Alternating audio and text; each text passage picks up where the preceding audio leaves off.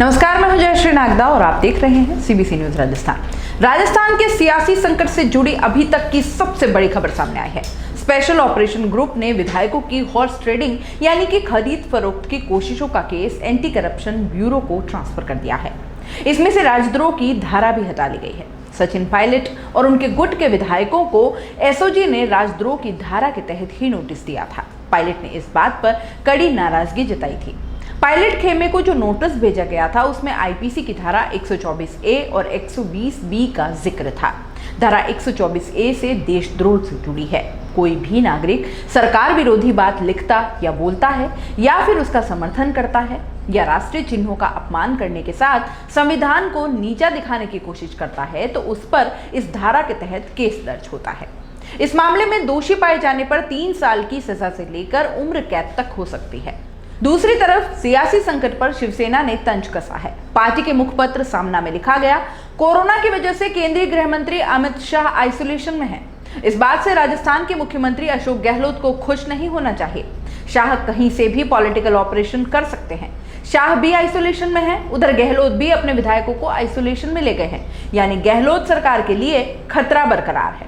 इस बीच हाईकोर्ट ने राज्यपाल को पद से हटाने की पिटीशन मंगलवार को खारिज कर दी है। वकील शांतनु पारिक ने ये अर्जी लगाई थी। उन्होंने विधानसभा का सत्र नहीं बुलाने की वजह से राज्यपाल को हटाने की मांग की थी।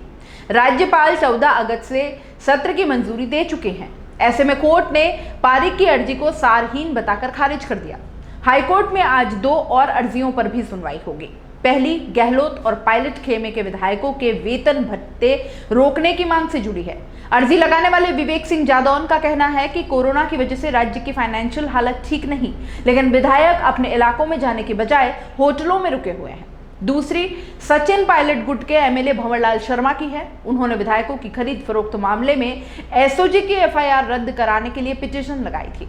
इससे पहले सोमवार को एक बड़ी जानकारी सामने आई। बताया जा रहा है कि सचिन पायलट गुट के कुछ विधायकों ने कांग्रेस आलाकमान को मैसेज भेजा है कि वे पार्टी से बाहर नहीं जाना चाहते, लेकिन प्रदेश के सीएम का चेहरा बदलना चाहिए। उन्होंने आलाकमान से मांग की है कि सीएम के लिए अशोक गहलोत और पायलट के अलावा किसी तीसरे विकल्प पर विचार किया जा सकता है तो वे राजी हैं। दूसरी तरफ ऐसे किसी मैसेज की बात से राजस्थान कांग्रेस के प्रभारी अविनाश पांडे ने इनकार कर दिया है। उन्होंने कहा कि ना तो बागी विधायक आलाकमान से मिले, ना ही कोई मैसेज मिला है। वैसे ही पार्टी में वापसी के लिए कोई शर्तें नहीं होती। सबसे पहले तो उन्हें आलाकमान से माफी मांगनी चाहिए। उधर कांग्रेस प्रवक्ता रणदीप सुरजेवाला ने मंगलवार को कहा कि बागी विधायकों को किसी भी बातचीत से पहले हरियाणा की भाजपा सरकार की मेहमान नवाजी छोड़नी पड़ेगी। मुख्यमंत्री गहलोत ने सोमवार शाम कहा कि उनकी सरकार गिराने की तीसरी कोशिश हो चुकी है। इसमें 3 केंद्रीय मंत्रियों के अलावा कई नेता शामिल हैं। मुख्यमंत्री ने एक बार फिर केंद्रीय मंत्री और जोधपुर सांसद गजेंद्र सिंह शेखावत पर निशाना साधा। गहलोत ने कहा कि वे नए सांसद बने हैं, जल्द ही केंद्र में मंत्री बन गए और जल्दबाजी हो गई।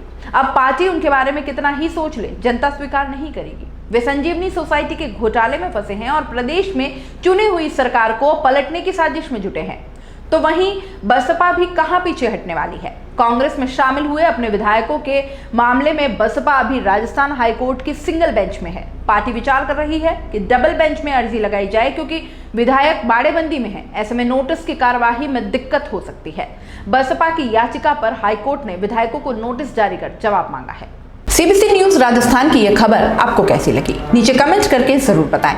अगर आप YouTube पर देख रहे हैं तो सीबीसी न्यूज का चैनल सब्सक्राइब करिए, पास में दिख रहे बेल आइकन को भी दबाइए, ताकि जब भी हम आपके लिए कोई खबर, कोई जानकारी लेकर आए तो सबसे पहले आपके पास नोटिफिकेशन पहुंचे। अगर आप Facebook पर देख रहे हैं तो सीबीसी न्यूज का पेज लाइक करिए। अगर आप Instagram पर देख रहे हैं तो आप हमें फॉलो कर सकते हैं।